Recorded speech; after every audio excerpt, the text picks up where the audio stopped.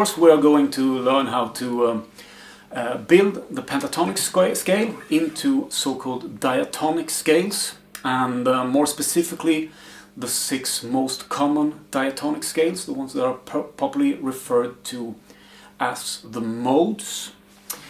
And so what is the difference between a pentatonic scale and a diatonic scale? Well, while a pentatonic scale has 5 notes, a diatonic scale has 7. So in order to create a diatonic scale from a pentatonic scale, we have to add 2 notes. But we have to know which notes to add. And we are going to learn how to do that with a method that I call diatonic completion of the pentatonic scale, or simply pentatonic completion. And while this is simply other words for something that anyone has to do in order to make a diatonic scale out of a pentatonic scale, I have quite a little bit different terminology that, when you get your head around it, will give you some added control. So we are going to add 2 notes. Where are we going to add them? Well, if we take a look at the pentatonic scale, you will find that the distance between from note to note will be either 3 frets, like here, or it will be 2 frets. And this goes for any position in the system. It's very easy to see if you if you measure it just on one string. But also you will find that, for example, if you measure the distance between this note and this note, we can, by using the note offset from string to string, which is 5 frets, you'll find that this note on the 7th fret of the 5th string will be located on the 2nd fret of the 4th string. And we'll then find that the distance between this note and that one is 3 frets. So, and take my word for it, it goes for the entire system. So, and 3 frets is in theory called a minor third, and 2 frets is a major second. And all the places in the system that you have where you have minor thirds, 3 frets, are referred to as the gaps. And it is here we are going to add notes, because if you look at we're going to look at the gap, and this will go for any gap. You will see that there are 2 notes that are not used. And by adding one of these notes in each gap, we can construct different diatonic scales. So in my terminology, I call these 2 notes, the unused notes, you got the high note and the low note that you can add. You can have a high completion or a low completion in the gap, and the high refers to that's the brighter note of them, and the low note is the darker note. So high and low simply refers to the pitches of the notes. And we get the scales, and we also get the fingering if we follow a quite simple rule, that if you are going to complete a gap with the high note, you use it will be the note that is 1 fret below the top note of the gap. So that's the top note of the gap, and you got the bottom note of the gap. In this gap you got the top note there, and you got the bottom note there. So you add the so high completion is the note that is 1 fret below the top note of the gap, and the low completion is the one that is 1 fret above the bottom note. So, and this is pretty obvious, but it has some consequences that so if we, for example, going to complete this one with a high completion, you simply add that note. Then we go to this note, and we want a low completion on this one. Then we say, and the low completion was the note that is 1 fret above the bottom note. So it's going to be that note. If this had been a high completion in this gap, then you would have added the note that is 1 fret below the top note, which would be that one. So here we had 2 gaps. We had a high completion in that gap, and we had a low completion there. And it could also be high, high, like that. So, but with all the gaps that you can see in the system, how do you keep track of this? Well, it's not that difficult, because while there are a lot of gaps, there are only 2 gaps per octave. And the first gap is the one that comes from the root note, starts at the root note of the scale, and we are based around an A minor pentatonic scale here, by the way. So the first gap is from the root note and to the next note. The second gap is from the 5th and to the next note. Like that.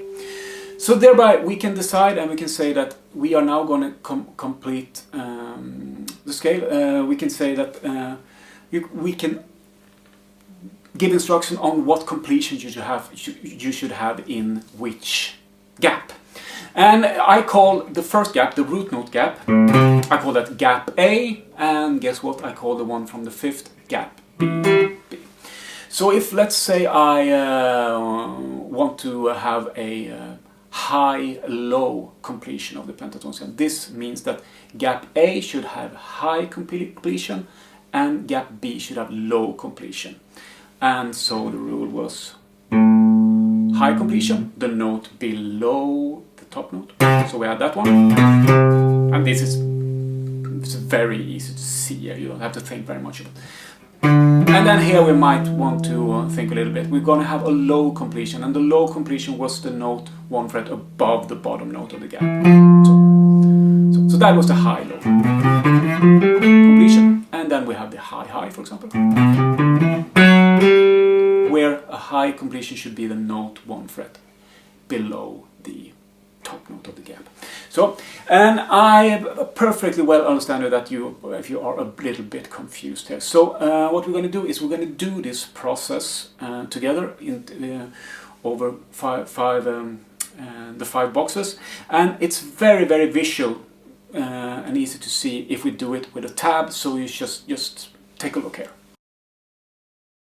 So what we see here is a box 1 of an A pentatonic scale with all the gaps indicated, and in the scale chart you see that gap A is the area between the sort of dark red brownish notes, and gap B is the area between the sort of orange dots in the scale charts. And we also have the rules that says low completion note is 1 fret above the gap bottom note, and we have the high completion note, which is 1 fret below the gap top note. And if we then have a task, that is enough to know to build this into a diatonic scale.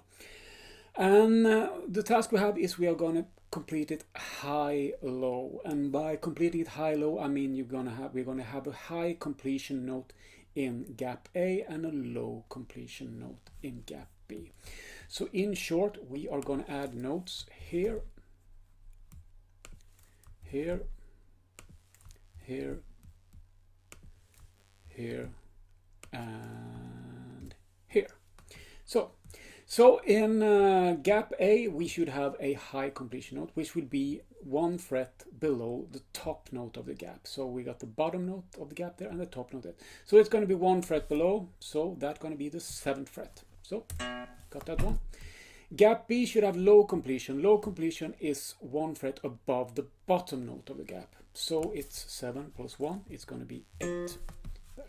Then we have gap A again, that's going to have a high completion, 1 fret below the top note of the gap.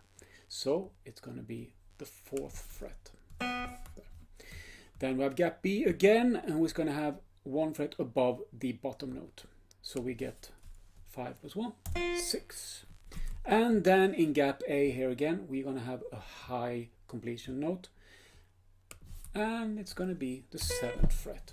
So, and there you go. You got the, we have now made the pentatonic scale into a diatonic scale.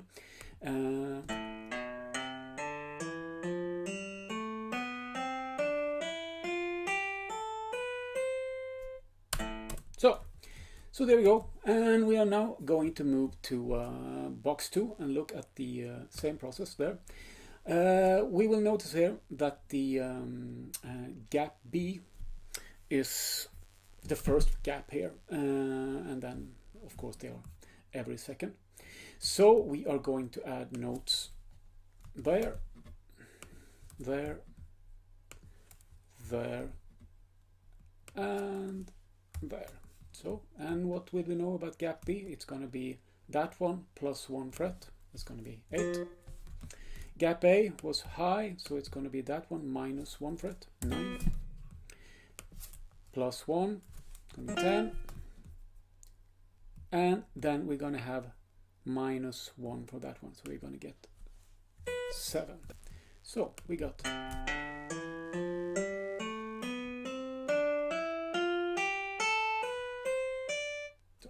which is the second box of the same diatonic scale that we made in box 2. And I should also mention I have removed the left hand fingerings because I think these things can really be solved in a lot of different ways. I think it's a good idea to start out with the original pentatonic fingerings and do as little changes to those as possible, because it's going to be easier for your hand to recognize the scale. However, there are certain places where you really have to mess with that muscle memory. So so find your own solution when it comes to fingering.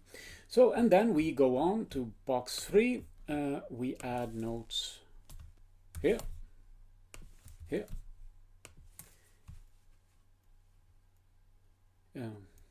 Here and here. So here we go.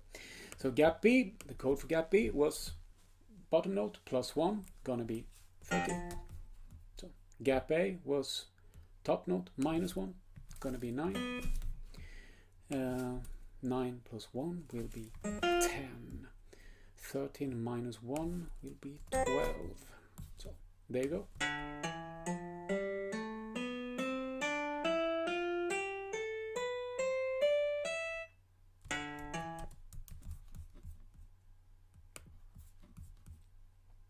So box 4 adds notes there, there, there, there. So, and we have gap B, which was that one plus 1, so we get 13. Gap A, that one minus 1, 14. Gap B, that one plus 1 fret, 15. Gap A, 13 minus 1, 12. Gap B, 12 plus 1, 13.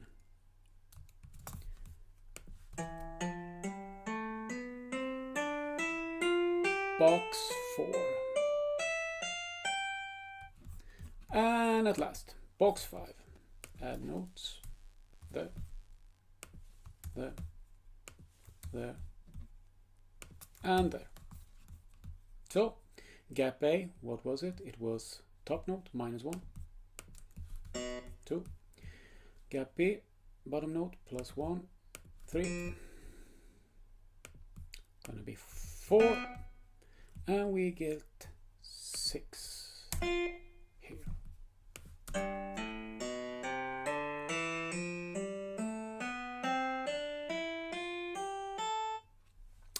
And there you go. You got the pentatonic scale completed to a diatonic scale with high-low completion notes, or short pentatonic high-low completed. So now that we got the high-low completion down, it's time to start practicing. But before we do so, we should just learn what are we actually practicing. What are the name of these scales? And well, you might remember from the developing the developing a basic rock language chords, that the pentatonic scale has a minor side and it has a major side. And we remember that we could equally well use an A pentatonic against an A minor chord, as well as we could use it against a C major chord. So an A pentatonic, the minor side of an A pentatonic is A minor. And then it has a major side, which would be a C major pentatonic. And it's, for our concern, the exact same muscle memory, the exact same fingering or box. So any scale has a minor side and a major side. And when we complete the scale as we did now, high, low, high completion in gap A, low completion in gap B. The minor side of that one is called the Ionian mode, and the major side is called the the minor side of that one is called the Aeolian mode, and the major one is called the Ionian mode. And Aeolian is what we in everyday speech call the minor scale, while the Ionian scale is the major scale. So what you're practicing here is, depending if you look at it from the minor side or the major side, it's either an Aeolian or a C Ionian scale. And we are now going to start practicing.